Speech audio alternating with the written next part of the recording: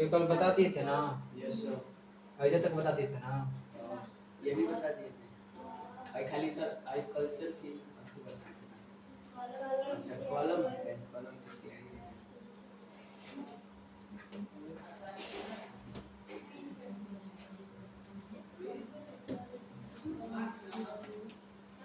ठीक ना, यही बताना था ना कि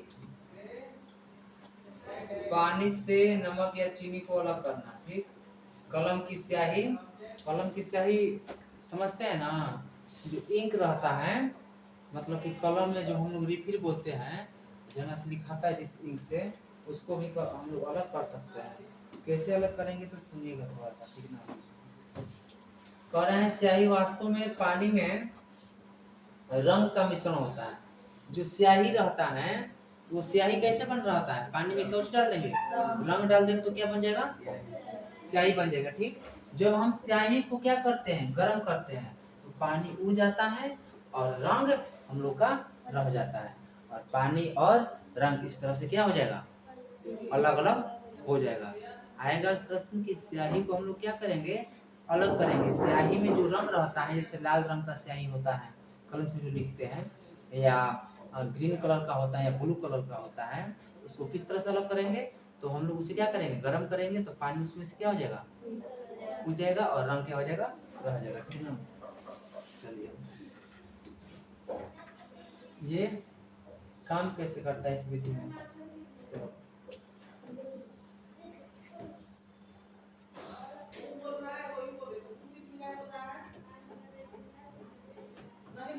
चलिए समझिएगा क्या बोल रहा है इसमें कि यह काम कैसे करेगा।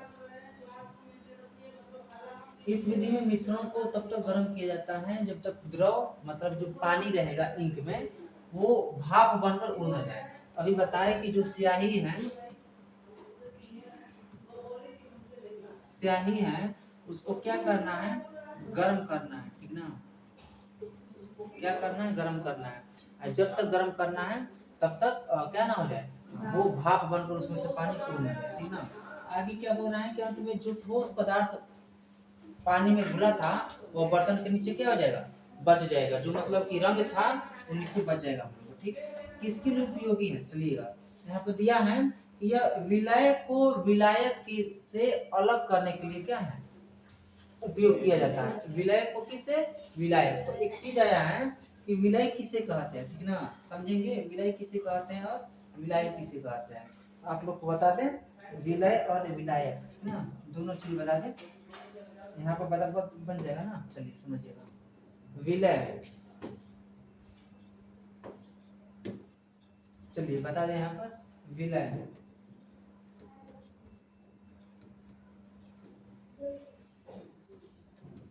ठीक ना। चलिए विलय जो पानी में घुलता है, या बोल सकते हैं जो घुलता है, जो क्या होता है, जो घुलता है, उसे क्या कहते हैं, विलय कहते हैं, विलय, विलय, ठीक ना। और विलय बोलेंगे, विलय कहते हैं, या बोलते हैं, या बोल सकते हैं हम लोग क्या, जिसकी मात्रा कम होती है, जिसकी मात्रा क्या होती है, किस तरह से बोलेंगे, सुनिए, विलियन में, विलियन में जिसकी,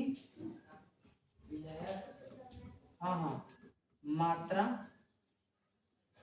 कम होती, कम होती होती है, कम होती है, क्या कहते हैं उसे, विलय कहते हैं, क्या कहते हैं, विलय कहते हैं। हम विलय का दो परिभाषा बताए, कितने परिभाषा बता दिए विलय का, दो परिभाषा बता दिए विलय का, या विलय का दो परिभाषा बता दिए कि जो क्या होता है, जो घुलता है, क्या होता है, जो घुलेगा। और एक चीज क्या बता है, जो जिसकी मात्रा क्या होती है, कम होती है। चलिए समझते हैं, ध्यान से थोड़ा ध्यान दीजिएगा, ठीक ना। हम बता रहे हैं, विलय बता रहे हैं, ठीक। जैसे बोलेंगे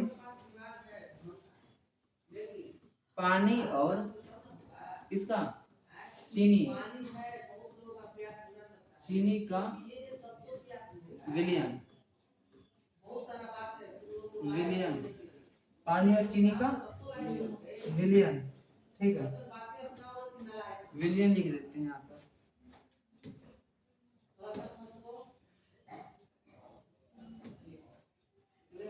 पानी और चीनी का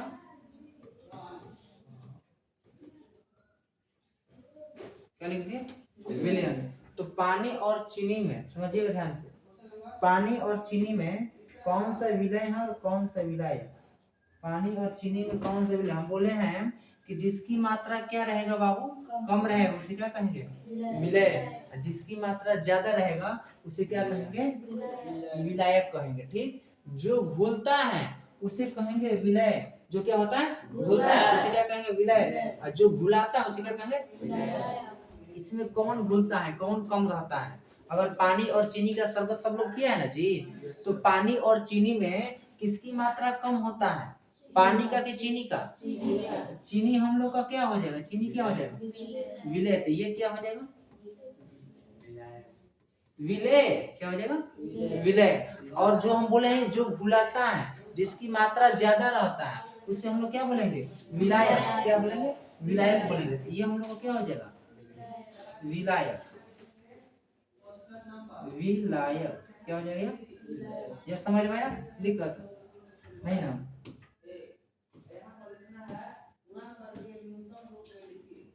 इसे क्या बोलेंगे हम लोग, विलायक। तो ये समझ में है ना।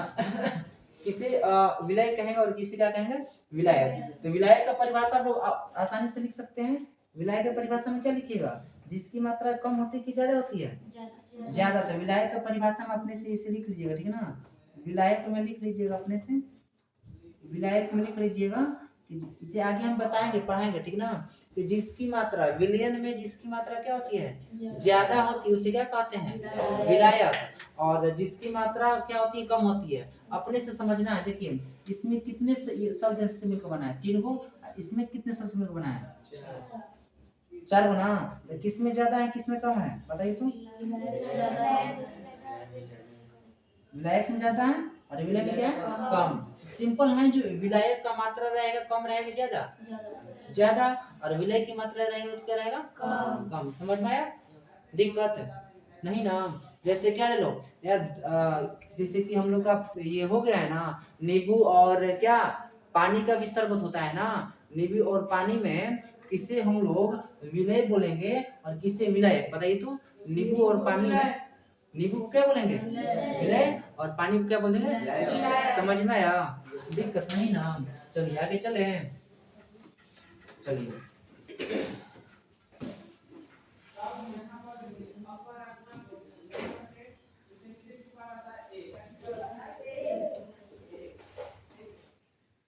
चलिए क्या, अब एक चीज समझना है, क्रिस्टलाइजेशन क्या होता है। उसी में था क्या, यही पता, तो देख लीजिए।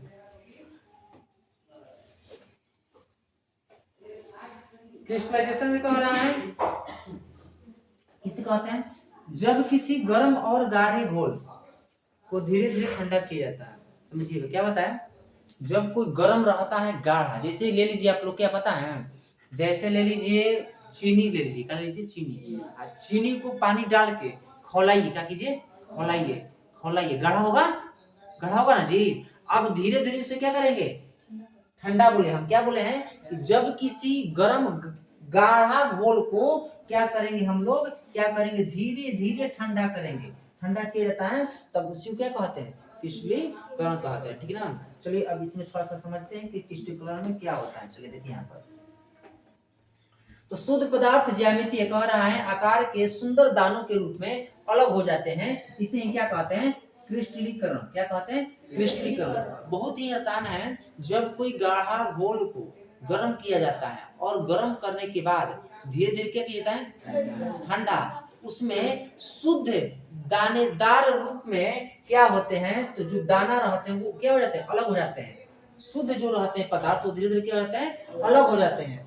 उसी प्रक्रिया को क्या कहते हैं, क्रिस्टलीकरण। यहाँ पर आप लोग देख रहे हैं, यहाँ पर ये दाना दाना रूप में हुआ है ना, ये दाना दाना रूप में कूलिंग किया गया है, पहले गर्म कर लिया गया है, ठीक, और उसके बाद यहाँ पर दिखाई दे रहा है क्या किया गया है, कूलिंग। कूलिंग मींस क्या होता है, ठंडा होता है, ठीक ना। और इसमें क्या है, देखिए क्या कर लिख रहा है, क्योंकि ठोस यहाँ पर लिख रहा है जैसे कि चीनी क्रिस्टलीकरण। अब आपको पहले ही बताया है कि चीनी का क्या करेंगे हम लोग, क्रिस्टलीकरण करेंगे, ठीक है। यहाँ पर थोड़ा समझते हैं क्या कर रहा है, ये बेहतर क्यों है, थोड़ा समझिएगा, ठीक है।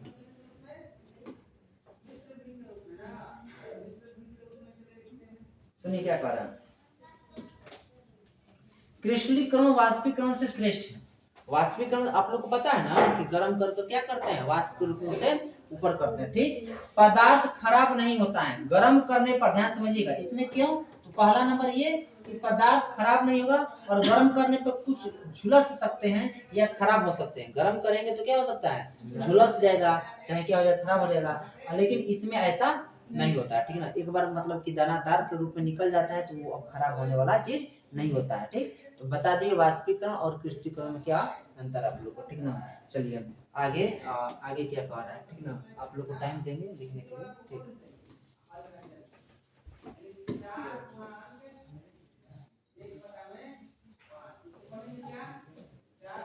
चलिए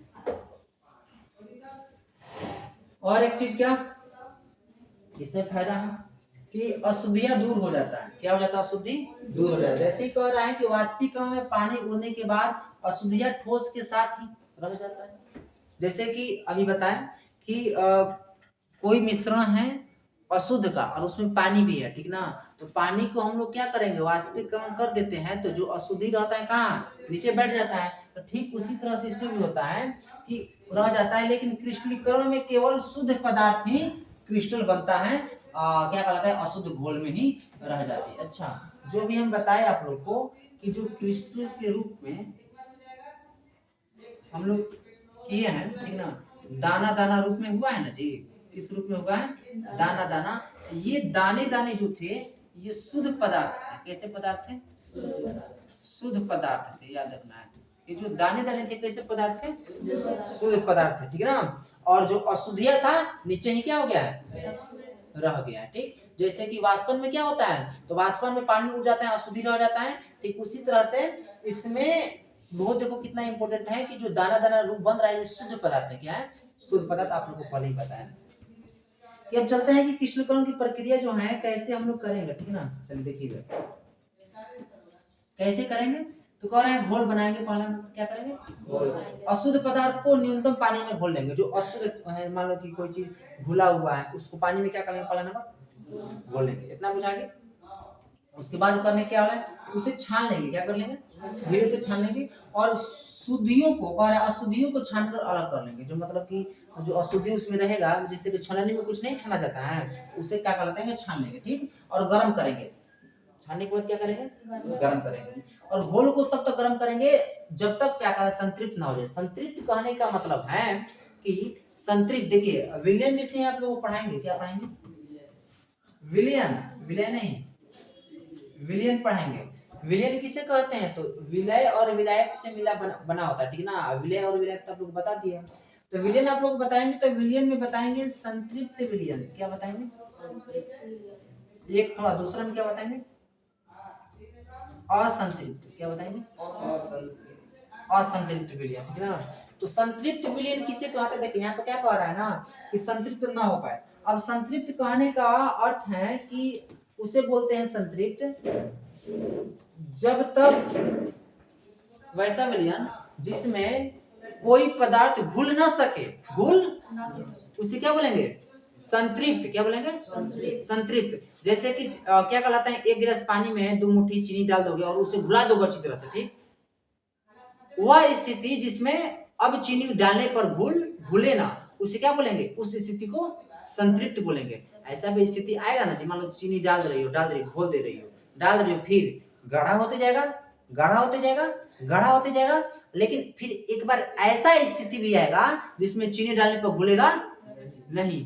तो उस स्थिति को क्या बोलते हैं? संतृप्त बोलते हैं। संतृप्त समझ में आया? चलिए, और फिर क्या कर रहा है, और फिर ठंडा करने पर अब इसे बिना हिलाए धीरे धीरे क्या कर देना है, ठंडा होने देना है, और जिसके बाद फिर चमकते हुए क्रिस्टल दाना के रूप में आप लोग को प्राप्त हो जाएगा। ठीक ना? चलिए आप लोग के ग्रुप में ये इसे क्या कहलाता है कि आज सेंड भी कर देंगे। ठीक, ठीक ना? चलिए इसे थोड़ा सा बताते हैं।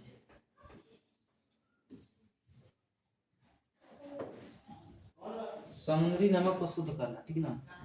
एक मिनट हो जाइए, निकले ना।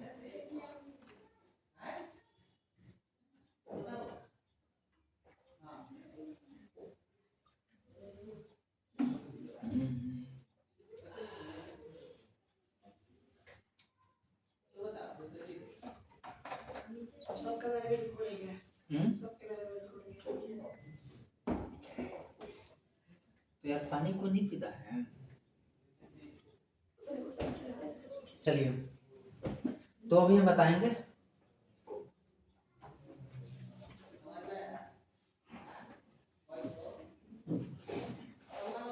चलो देखो, समुद्री नमक को शुद्ध करना उसी विधि द्वारा, किस विधि द्वारा भी बताए हैं? क्रिस्टलीकरण। हम लोग कौन सा पढ़ रहे हैं? क्रिस्टलीकरण विधि पढ़ रहे हैं। ठीक ना? तो समुद्र से अभी कल बता दिए थे, वाष्पीकरण बताए थे ना, कि समुद्र में, समुद्र किनारे गड्ढा खनना है। ठीक ना? और उसे पानी समुद्र से आने देना है। फिर ऊपर एक तो उससे क्या कहलाता है कि उससे कम गड्ढा रहेगा, और फिर उसमें धीरे से पानी आएगा तो सूखेगा, और सूखेगा तो फिर धीरे धीरे क्या बन जाएगा, वहां पर नमक बन जाएगा। फिर उसे हम लोग क्या कहलाता है कि शुद्धि करेंगे। किस रूप से शुद्धि करेंगे, किस विधि से? तो क्रिस्टलीकरण विधि से शुद्धि करेंगे। क्रिस्टलीकरण विधि से, इसी विधि से शुद्धि करेंगे। ठीक ना?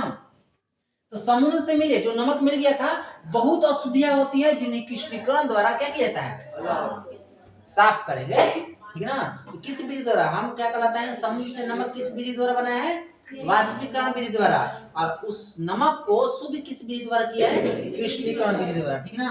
अब फिटकिरी क्या होता है? फिटकिरी को इंग्लिश में क्या कहते हैं? अलम कहते हैं। ठीक, अशुद्ध नमूने से शुद्ध फिटकरी प्राप्त करने के लिए इसका प्रयोग बता देते हैं। कॉपर सल्फेट, जो अभी हम फिगर जो पीछे बताए हैं वो कॉपर सल्फेट का ही था। किसका था? कॉपर सल्फेट का। ठीक ना? कह रहा है प्रयोगशाला में नीले थेथे को, सॉरी थोथे, 10th क्लास में इसका नीला थोथा क्या होता है, इसमें अच्छी तरह से आप लोग को जिक्र करेंगे। ठीक ना? क्रिस्टल बनाना। अब थोड़ा सा चलते हैं हम लोग चौथा में, अपकेंद्रीकरण क्या होता है? अपकेंद्रीकरण कहने का अर्थ होता है, आप लोग घर में दादी को या मम्मी को देखे होंगे कि जो दही होता है या माठा होता है उसमें से मक्खन निकालना, देखें कि नहीं? क्या इसमें क्या रहता है? मथनी से क्या कहता है? महा जाता है ना। तो वही अपकेंद्रीकरण है। क्या है? अपकेंद्रीकरण। चलिए इसमें क्या कर रहे हैं थोड़ा समझते हैं। ठीक है, चल देखो इधर, इससे थोड़ा सा इरेज कर देते हैं। ठीक ना?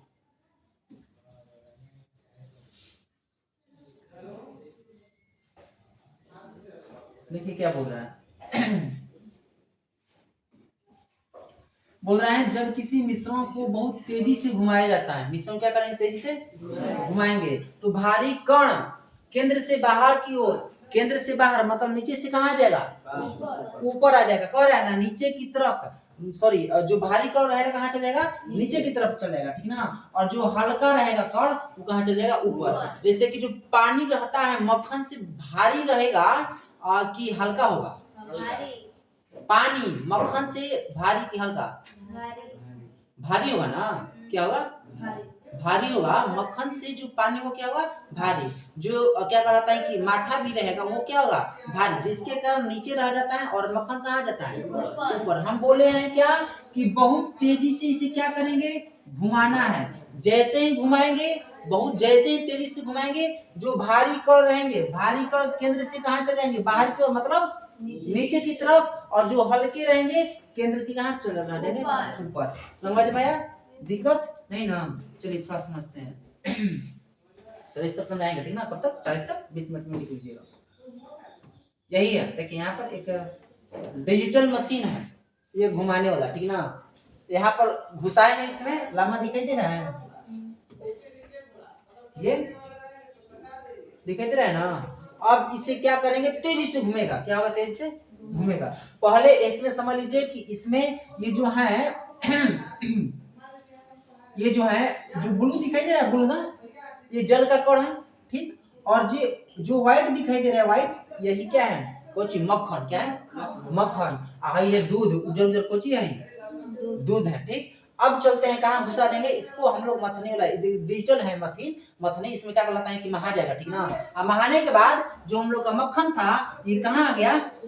ऊपर। और जो हम लोग का जल था वो कहाँ रह गया? नीचे। इसी को कहते हैं हम लोग अपकेंद्रीकरण। क्या कहते हैं? इससे हम लोग कहते हैं, या एग्जांपल से लेते हैं, दूध से क्रीम निकालना, या क्या कहलाता है कि दही से मक्खन निकालना, इसे बोल सकते हैं। दूध में क्रीम होता है कि नहीं, देखते हैं। या किसी के घर गाय होगी या भैंस होगी, मान लेते 1 साल 1.5 साल तक लगने लगती है, उसमें पता है क्या होता है? ये जो बाल्टी होता है ना, बाल्टी, इस तरह का बाल्टी होता है, और जो दूध होता है, तो मतलब कि दूध के ऊपर ही ऊपर मक्खन आ जाता है। क्या जाता है? बाल्टी में लग जाता है ना जी। ज्यादा दिन तक लगने लगती है, तो ज्यादा दिन तक लगने लगती है तो ऊपर ऊपर एकदम मक्खन, एकदम मतलब कि इसे घी निकालेगा। जैसे महना पड़ता है ना, महना नहीं, उसमें अंगुली से निकालेगा। गजिया को हम नहीं कह रहे हैं, गाज को समझ गया ना। वही कह रहा है कि यदि जैसे कि ये कौन सा था हम लोग का? अपकेंद्रीकरण विधि। इससे भी हम लोग क्या किए? दूध से किसको अलग किए जी? मक्खन को अलग कर दिया, ठीक। इसमें क्या करते हैं, वही जो बात बताएं, दूध से मक्खन या क्रीम निकालने के लिए उसे मथनी से तेजी से घुमाया जाता है। किस चीज से? मथनी पहले ही बताए हैं। और भारी कण दूध का जलीय हिस्सा नीचे रह जाता है, जो जल वाला हिस्सा रहता है नीचे रह जाता है। और हल्के कण मतलब की कोची क्रीम चाहे मक्खन कहाँ हो जाता है? ऊपर तैरने लगता है, ठीक। दिक्कत नहीं ना। चलिए, ये दिखाई दे रहा है कुछ? अपने से समझ में आ रहा है किससे अलग कर रहे हैं ना? कौन विधि है? कौन विधि? चलनी विधि। इसमें तो दिक्कत ना होगा, सब लोग यूज घर में किया होगा कि नहीं किया होगा? करता है ना चलनी विधि में ना। चलिए, तो अभी हम लोग कौन सा विधि पढ़ रहे हैं? चलनी विधि, ठीक है। तो चलनी विधि में सिंपल है। चलनी विधि में इसमें ठोस को ठोस से ही अलग किया जाता है। वैसा मिश्रण जो ठोस ठोस का बना हो। किसका? ठोस ठोस का। जैसे कि हम बोल सकते हैं किस चीज का? जैसे हम बोल सकते हैं चावल प्लस कंकड़, चावल और किसका? कंकड़ का मिश्रण। किसका? चावल और कंकड़ का मिश्रण इसमें रहता है। तो क्या करते हैं? चलने से चलते हैं ना जी। जैसे कि धान में कंकड़ रहता है, तो ऐसे बड़ा बड़ा ढेरा टाइप के, तो क्या करते हैं? चलनी से चलते हैं। तो ये हम लोग का हो जाएगा कौन सा? तो चलनी विधि। इसमें चलते हैं क्या होता है? चलनी को ही छलनी भी कहा जाता है, ठीक। छोलनी मत समझिएगा। ऐसा विधि है जिसमें मिश्रण को जाली से गुजारा जाता है। ये दिखाई दे रहा है जाली, छेदा, देखो छेदा दिखाई दे रहा है ना, है? इसमें धान रहेगा, चाहे मिट्टी रहेगा, चाहे बालू देखे हैं ना? बालू कि नहीं देखे हैं? बालू, अब बालू में बड़ा बड़ा हैसन का कोची रहता है? हैसन का पत्थर रहता है ना, पत्थर। इसको क्या करते हैं? चलनी से चलनी मतलब कोची? चलनी में क्या लगा रहता है? जाली लगा रहता है। और जैसे ही चलते हैं तो क्या हो जाता है? बलुइया देखे दिखाई दे रहा है? कहाँ वाला? कहाँ गिरा है? नीचे। जो कंकड़वा रहेगा मोटका मोटका ऊपर ही रह जाता है, ठीक है। दिक्कत इसमें नहीं ना। चलिए जी, छोटे कण नीचे गिर जाएंगे और बड़े कण कहाँ रह जाएंगे? इसमें सिद्धांत क्या कर रहे हैं कि यह विधि कणों के आकार, साइज के अंतर के आधारित होते हैं। मतलब कि साइज पर निर्भर करता है। जितना साइज है उसी के अनुसार हम लोग चलने वाले क्या करते हैं? लेते हैं, ठीक ना। तोरी, अगर तोरी में गिराना है, पतला तोरी को गिराना है और मोटा तोरी को क्या कहलाता है? ऊपर रखना है, तो तोरी वाला चलनी लेंगे। धान को करना है तो धान में बड़ा बड़ा ढेला रहता है, छोटा छोटा धान से बड़ा रहता है। क्या कहलाता है कि धान वाला चलनी का प्रयोग करेंगे। बालू को चलना है तो बालू वाला चलनी का, तो वही कह रहा है कि किसके? तो कणों के आकार पर निर्भर करता है। किस पर? साइज पर, ठीक है ना। इसका साइज पर निर्भर करता है, ठीक है। चलिए, समझ में ना। किन कह रहा है इसमें? किन मिश्रणों के लिए उपयोग है? ठोस के लिए। पहले ही बताएं किसके लिए? ठोस के लिए। चलिए,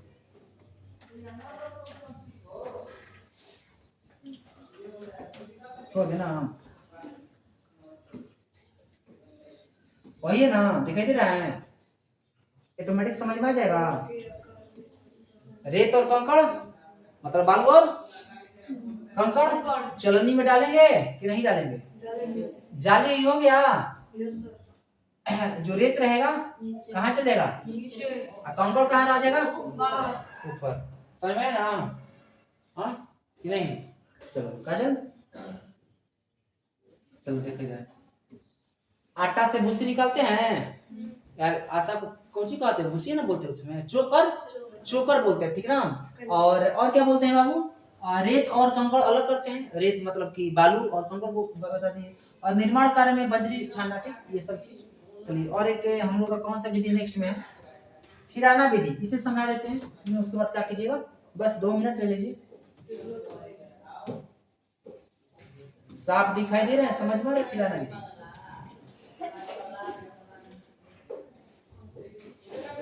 चलो थिराना में थोड़ा समझ लेते हैं, ठीक ना। थिराना कहने का मतलब होता है सेडिमेंटेशन होता है। क्या होता है, सेडिमेंटेशन। थिराना देखो, थिराना उसे बोलेंगे कि जब कोई जल में जैसे कि कीचड़ हो गया या बालू वालू हो गया, ठीक ना, क्या हो गया, बालू हो गया, कीचड़ हो गया, घुला रहता है, ठीक ना।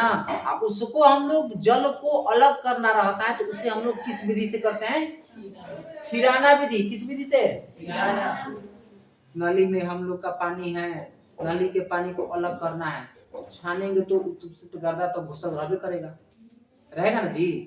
तो किस विधि से, इसमें क्या होता है देखो, इसमें जो अघुलनशील रहता है, मतलब जो घुलने वाला नहीं रहता है, कुछ समय तक छोड़ देते हैं, ठीक ना, हिलाकर छोड़ देंगे, तो कुछ समय के बाद जो भारी कण रहेगा नीचे क्या हो जाएगा, बैठ जाएगा, तब उसी को हम लोग क्या कहेंगे, थिराना कहेंगे, ठीक। क्या करें इसमें, जब किसी अघुलनशील ठोस पदार्थ को पानी या किसी तरल में मिलाकर कुछ समय तक के लिए क्या छोड़ देते हैं, शांत, शांत मतलब हिलाएंगे बुलाएंगे नहीं, ठीक ना, तब भारी कण हम लोग का कहाँ बढ़ जाता है, नीचे बढ़ जाता है। इसी प्रक्रिया को क्या कहते हैं, इंग्लिश में बोलेंगे तो सेडिमेंटेशन। क्या बोलेंगे, समझ में ना। नाली के पानी को साफ करना है तो क्या करेंगे, धीरे से कुछ समय तक छोड़ देंगे, और धीरे धीरे धीरे धीरे विलसिया कैसे करेंगे ना, धीरे धीरे ऊपर वाला पानी क्या हो जाएगा, बाहर आ जाएगा, और नीचे वाला जो कीचड़ रहेगा उसी में बैठे रह जाएगा। इसमें साफ साफ दिखाई दे रहा है आप लोग को, नहीं दिखाई दे रहा है, देख सकते हैं आँख से। मिश्रण किया है, शांत छोड़ दिया है, फिर ये नीचे जाकर बैठ गया, ये दिखाई दे रहा है, दिखाई दे रहा है कि नहीं, उम्मीद करें दिख रहा होगा। ये दिखाई दे रहा है, नीचे नीचे बैठ गया, और इधर साफ पूरा देखिए, यहाँ पर साफ दिखाई दे रहा होगा, ठीक, और ऊपर पानी रह गया है। अब जब पानी को क्या करेंगे, अलग करेंगे, उसे हम लोग यहाँ पर थिराना ना, उसे निथारना कहते हैं, निथारना। क्या बोलेंगे, जब बैठ जाएगा तो उसे थिराना बोलेंगे, और जब पानी को क्या करेंगे अलग, उसे क्या कहेंगे, निथारना बोलेंगे, ठीक ना। इस सिद्धांत को क्या कह रहे हैं कि यह, इसे हम कल बताएंगे, ठीक ना, सिद्धांत को कब बताएंगे, कल अगले नेक्स्ट क्लास में बताएंगे। इसे क्या कर लीजिए, नोट कर लीजिए।